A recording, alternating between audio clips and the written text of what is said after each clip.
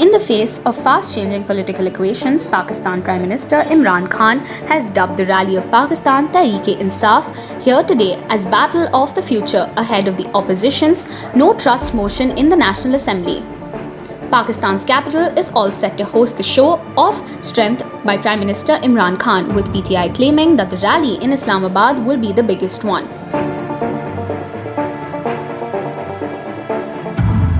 The PTI has called their public gathering Amr Bil Maroof in response to the opposition's no trust motion to show support to the Prime Minister.